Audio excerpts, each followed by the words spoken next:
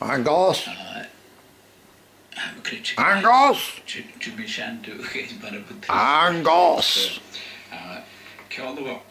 Angos!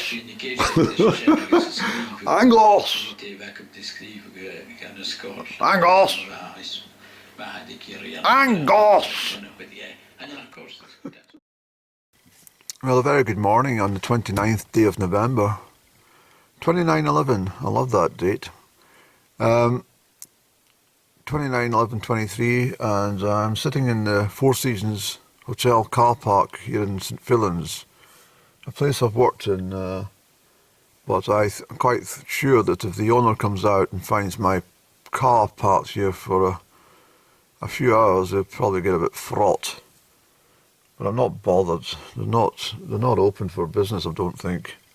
And even if they are, he still owes me some money, so I'm not bothered. My intention today, there's so much clutter with the council, isn't there, with the bloody signposts and wheelie bins and all the junk. It spoils photographs. And here's a middle-class car. I'm intending to walk up the back of that house and reach the top, the midway point, and follow the railway line. The route of the railway line, not the railway line, because it's no longer there. Here's a robin come to say, I'm with you today. He was in the garden earlier on getting some breakfast. He didn't take much though. He wasn't very peckish this morning. And my intention is to walk at least, well, what time is it, Andy? It's probably quite late. You're such a dither in the morning at this time of year. Yes, it's 20 minutes to 12 already. So I'll probably do an hour's walking out, which would be about 3 miles. So that's halfway point, which is not bad. Then I'll do the 3 miles back. I decided to come a little bit further west this morning because I knew I'll get shelter with the mountains from the northerly winds, and also it's not quite so cold as it is in the east part of Strathairn, although the wind's still gusty. But I had a rather dreamy type of drive up from the hometown. I've been thinking a lot about the 1970s. I don't know. I'm actually thinking that the 1970s were placed. Wasn't the last bastion of the the age of Aquarius, the transition, and somehow it's all gone to fuck. But I remember the 1970s. Everything was. I'm not joking, everything was perfect. I mean, I suspect after the Second World War, things weren't really that perfect. And by the time it came round to the 1960s, things were starting to get a little bit perfect. And people were starting to become a bit happier again, apart from the Cuban Missile Crisis or the Korean War or the bloody Vietnam War, or whatever it was, It was all, well, Korean War was obviously separate from the Vietnam War, but, so there's always wars and always things to keep you miserable. But what I'm saying, there was a certain, I can't put my finger on it right at this moment, but it just seemed to be a delicate ambience about life that existed in the 1970s.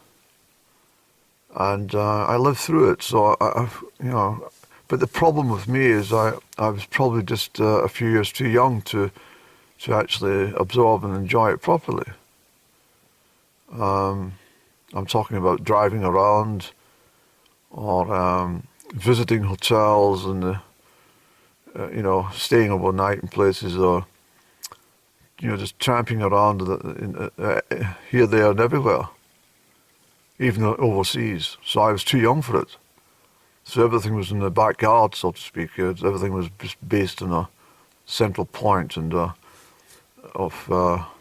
a radius, a periphery of that central point in the hometown.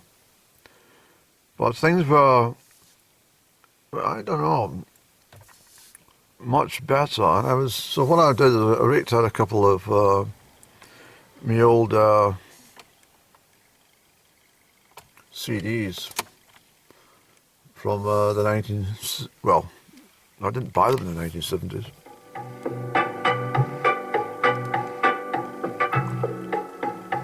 Even this sort of music, I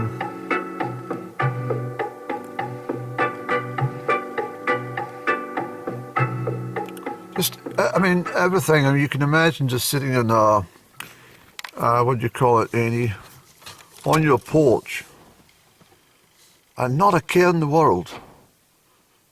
No council tax. A gas meter back in the 1970s, well, you put 50 pence coin in. I'm talking after desalination. You put the 50 pence coin in, and if you ran short of gas, you just pulled the drawer open and took the 50 pence out and put it back in again. It was all based on trust. And electricity was so cheap that you could illuminate the whole house all day and all night if you wanted to. But of course people didn't, because they were sensible and frugal. And but what I'm saying is you could live in a cottage and have absolutely no bills apart from your food. And even then you could just get yourself a rabbit or a fish or something. I wouldn't eat the rabbits now, they're bloody poisoned. Myxomatosis. Done deliberately. I've told you about this before, of course. I mentioned about the purpose of poisoning the rabbits during the Second World War, so that when the war was over, we'd all be dependent on supermarkets. It was all planned. There's absolutely no doubt in my mind that the whole of the First World War and Second World War were planned.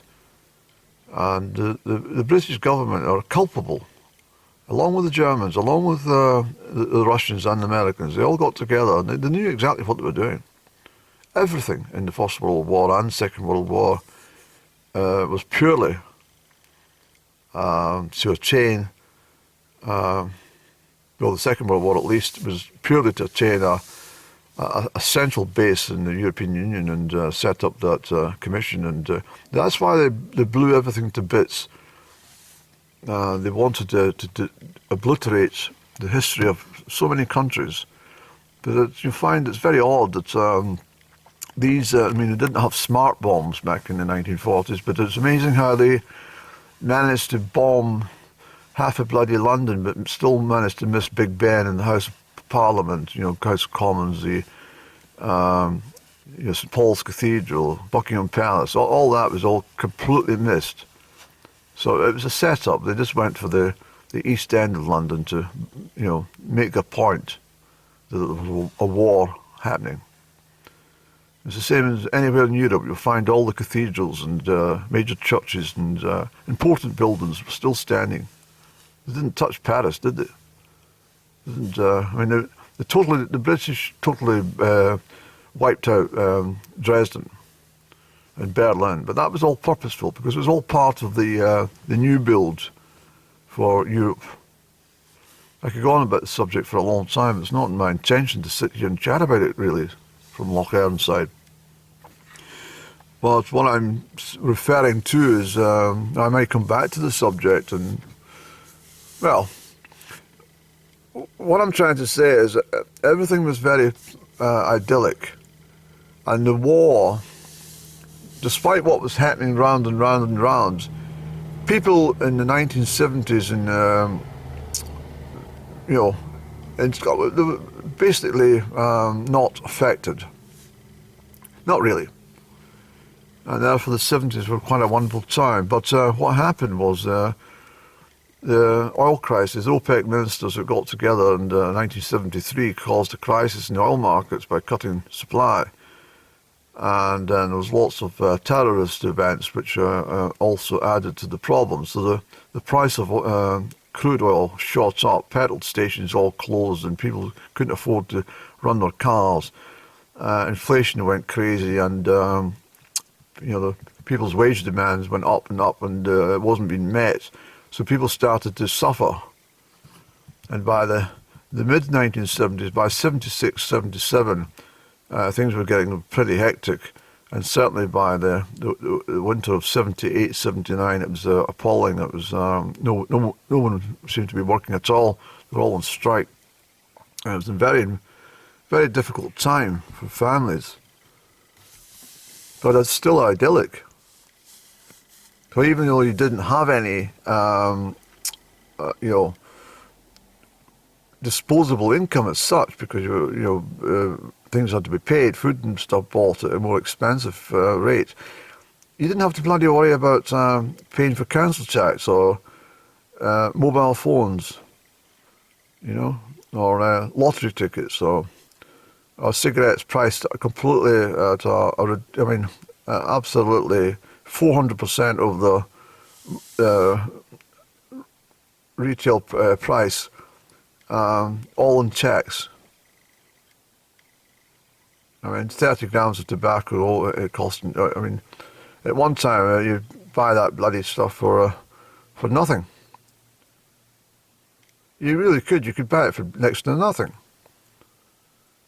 Most people didn't smoke tobacco because the cigarettes were cheap enough. People would open a packet of cigarettes in the pub and say, "Would you like one? Would you like one? Joining me in a cigarette, anyone?" And you'd easily go through 60 cigarettes in a night out, handing them out to every Tom, Dick and Harry, But they give you them back as well, you see. Anyway, I bet not muttering on too long, otherwise my walk is going to be curtailed. It is the winter, Eddie, so you have to watch your timing. So let's get organised and get going. Angos! Angos!